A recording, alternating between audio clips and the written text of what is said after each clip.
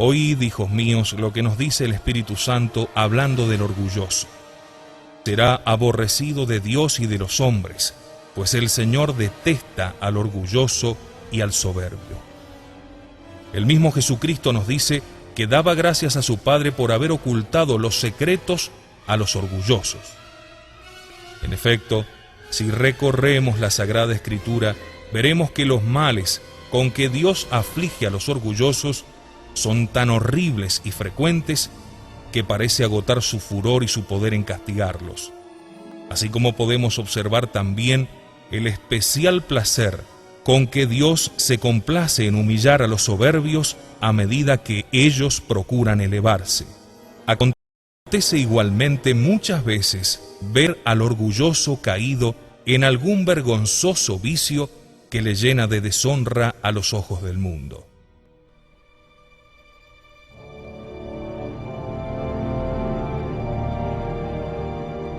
Hallamos un caso ejemplar en la persona de Nabucodonosor el Grande. Era aquel príncipe tan orgulloso, tenía tan elevada opinión de sí mismo que pretendía ser considerado como Dios.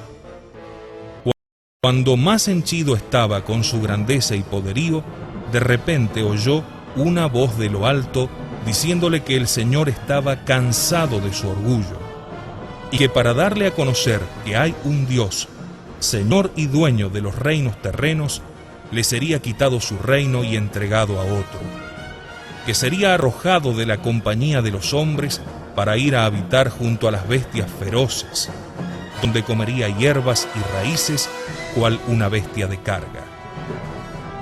Al momento Dios le trastornó de tal manera el cerebro que se imaginó ser una bestia, huyó a la selva y allí llegó a conocer su pequeñez.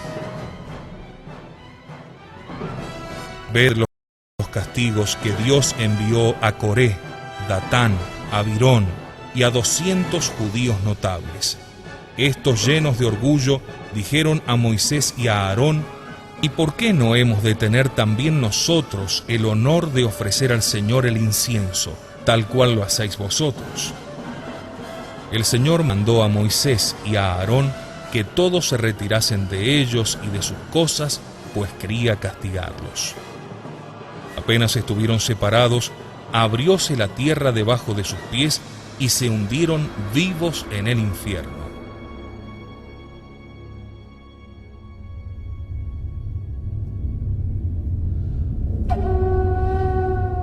Mirad a Herodes, el que quiso dar muerte a San Jaime y encarceló a San Pedro. Era tan orgulloso que un día, vestido con su indumentaria real y sentado en su trono, habló con tanta elocuencia al pueblo que hubo quien llegó a decir: no, este que habla no es un hombre sino un Dios.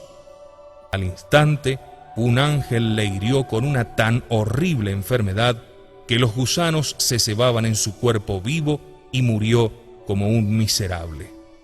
Quiso ser tenido por Dios y terminó comido por los viles insectos. Ved también a Amán, aquel soberbio famoso que había decretado que todo súbdito debía doblar la rodilla delante de él. Irritado y enfurecido porque Mardoqueo menospreciaba sus órdenes, hizo levantar una horca para darle muerte, pero Dios, que aborrece a los orgullosos, permitió que aquella misma horca sirviese para Amán.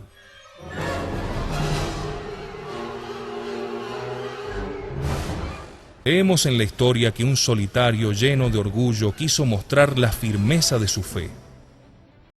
Habiendo ido a visitar a San Palemón, dio en su presencia grandes muestras de orgullo, hasta el punto que el santo le dijo caritativamente que con tanto orgullo era muy difícil tener la fe de la cual él se sentía tan orgulloso.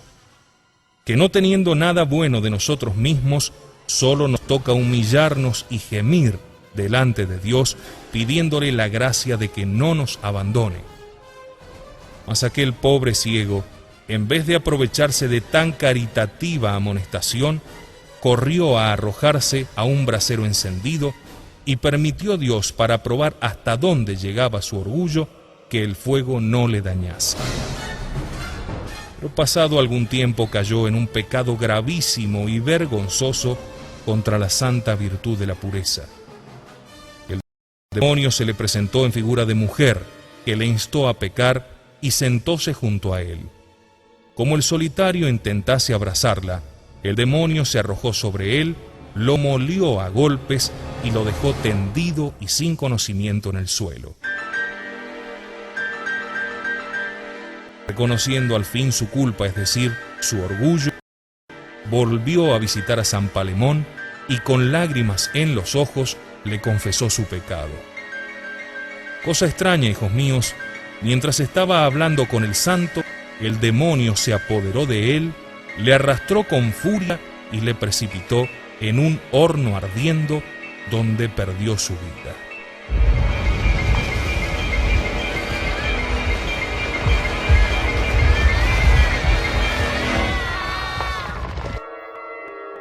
En todas partes y en todos tiempos hallamos ejemplos de cómo Dios se complace en confundir a los soberbios.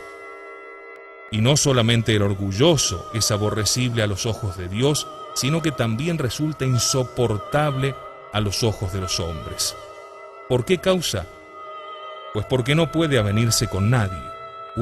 Unas veces quiere elevarse por encima de los que son iguales, otras quiere igualarse con los que están por encima de él, de manera que nunca puede estar en paz con nadie. Así es que los orgullosos están siempre en controversia con alguien, por lo cual todo el mundo los desprecia, huye de ellos y en realidad los odia. No hay pecado, hijos míos, que produzca un cambio tan radical en el que lo comete como el orgullo. Fijaos bien, por él un ángel, la criatura más hermosa, se convirtió en el más horrendo demonio, y entre los hombres a un hijo de Dios lo convierte en esclavo de Satán. Muy horrible es ese pecado, me diréis. Preciso es que quien lo comete no conozca ni los bienes que pierde, ni los males que atrae sobre sí, ni finalmente los ultrajes que infiere a Dios y a su alma. ¿Mas de qué modo podremos saber que hemos caído en él? ¿Cómo, amigo mío? ¿Quieres saberlo? Escucha bien.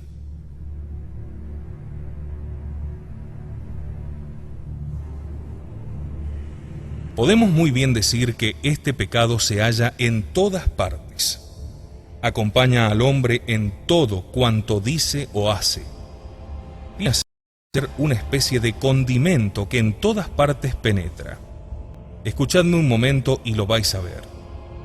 Jesucristo nos presenta un ejemplo en el Evangelio, al hablarnos de aquel fariseo que fue al templo a hacer su oración, permaneciendo de pie ante todo el mundo y diciendo en voz alta: «Os doy gracias, Señor, porque no soy como los demás, lleno de pecados.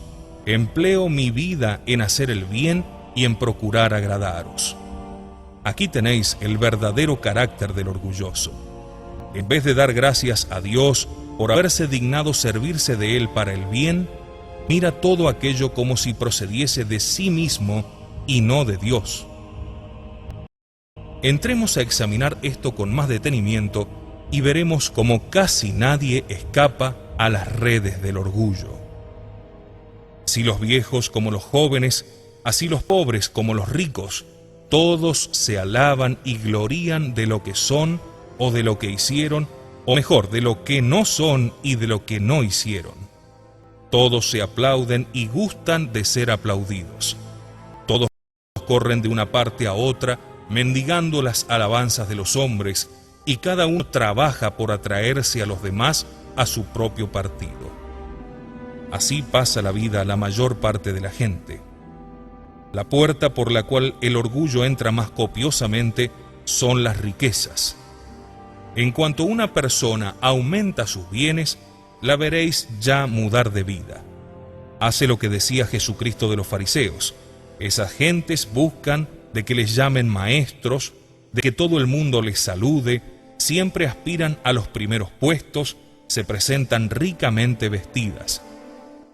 Abandonan ya su primitivo aire de sencillez.